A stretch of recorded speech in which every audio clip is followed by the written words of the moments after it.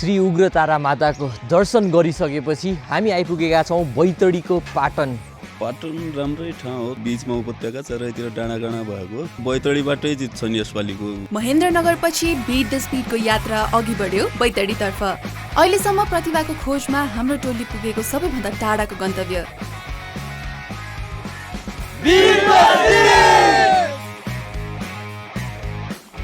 Season 1 र 2 मा सबैजना दर्शकहरूले चाहिँ कमेन्ट्समा बैतडी पनि एड गर्नुहोस् भनिसकेपछि, आग्रह गरिसकेपछि हामीले यो ठाउँलाई पनि एक्टिभेसन भेन्यूका लागि सिजन 3 का लागि जोडेका हौँ। त्यही भएर पनि यो नयाँ ठाउँको एक्साइटमेन्ट बेग्लै नै छ। Stay tune with us.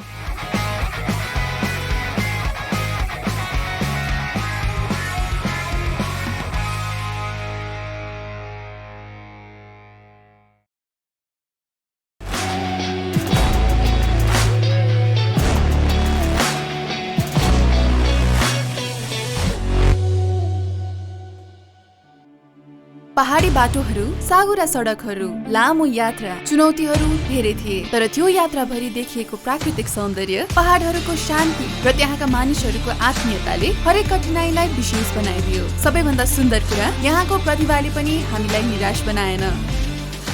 वर्ल्डलिङ चाहिँ बैतडी पनि आउँदैछ। यहाँले जडान गर्ने कि नगर्ने? वर्ल्डलिङ हाम्रो यहाँ त अहिलेसम्म छैन।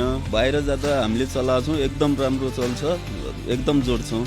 अहिले हामी बैतडीमा छौँ, बैतडी एक्टिभेसनमा, र हामीसँग एकजना यतैका बलर हुनुहुन्छ Amar. First of all Amar, वर्ल्डलिङ बीट द स्पिड चाहिँ पहिलोपल्ट बैतडी आएको छ। बीट द स्पिडले चाहिँ यहाँका बलर्सहरूको लागि यो कस्तो अवसर हो? बलिङको लागि एकदमै राम्रो अवसर हो। यहाँबाट जितेर काठमाडौँ जान्छौँ र एकमत दाइ छन्, उनीबाट केही सिक्न मिल्छ।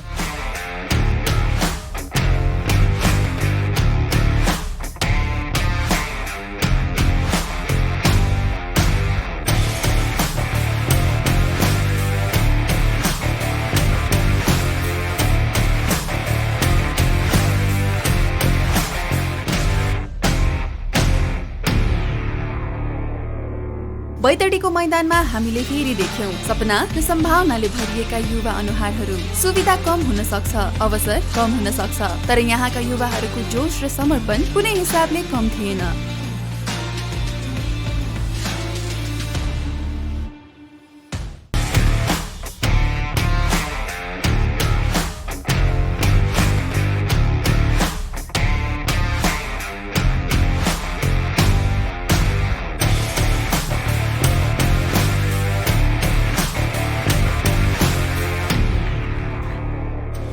र यही रोमाञ्चक प्रतिस्पर्धाको बीचमा युवा सुशील भट्टले 123 किलोमिटर प्रति घण्टाको शानदार गति निकाल्दै बीट द स्पिड बैतडीका विजेता बने।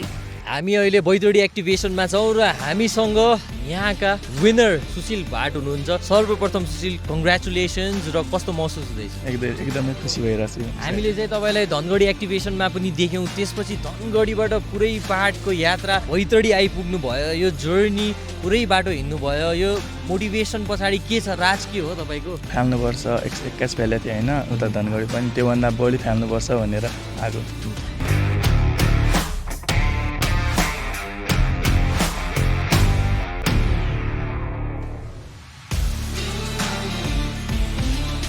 बैतडीको यो यात्रा केवल अर्को एपिसोड मात्र थिएन, यो थियो नेपालको कुना कुनामा लुकेको प्रतिभासँगको भेट। अब हाम्रो अर्को गन्तव्य नेपालकै सबैभन्दा सुन्दर सहरहरू मध्ये एक। तयार रहनुहोस् पोखरा, हामी आउँदैछौँ।